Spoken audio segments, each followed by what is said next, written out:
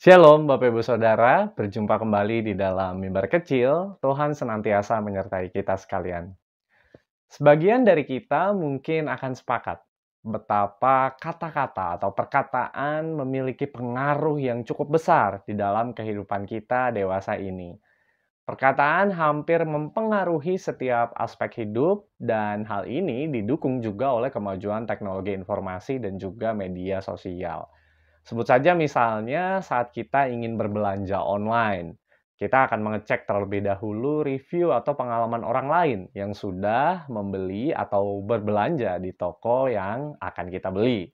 Kita mempertimbangkan kata-kata mereka, dan tidak jarang kita mempercayainya.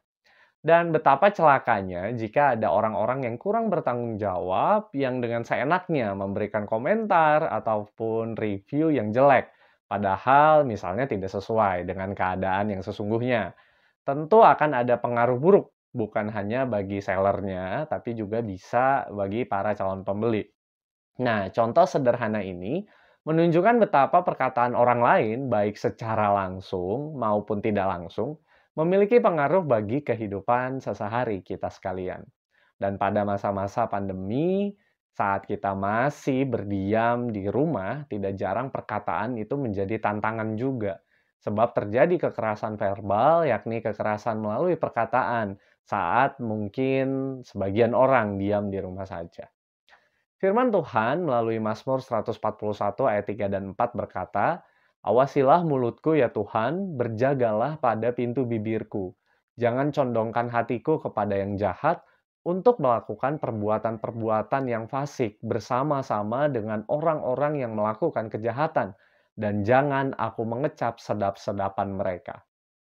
Pemazmur memohon pertolongan Tuhan untuk menjaga bibir mulutnya agar ia tidak menjadi sama seperti orang-orang yang fasik, yaitu orang-orang yang melakukan kejahatan. Dalam lingkungan orang fasik yang mengepung si pemazmur, ia berlindung dan berserah kepada Allah. Pemazmur ingin tetap hidup sebagai orang yang benar, meskipun mungkin ia dikelilingi oleh orang-orang yang tidak benar. Dan oleh sebab itulah ia memohon pertolongan Tuhan. Bapak Ibu Saudara, meskipun tak persis sama, mungkin pergumulan kita mirip seperti pemazmur. Bisa jadi kita dikelilingi oleh lingkungan yang toksik. Namun, mari tetaplah memohon pertolongan Allah agar kita tidak ikut menjadi orang-orang yang demikian. Dan mari melakukannya dengan belajar menggunakan perkataan kita dengan baik, jujur, dan tentunya membangun. Agar dengan pertolongan Tuhan kita bisa menjadi berkat juga melalui perkataan kita. Dengan begitu kita sudah menuturkan cinta Tuhan di dalam hidup ini. Amin. Kiranya Tuhan menolong kita. Mari kita berdoa. Bapa di dalam surga, kami bersyukur Tuhan mengaruniakan segala yang baik buat kami.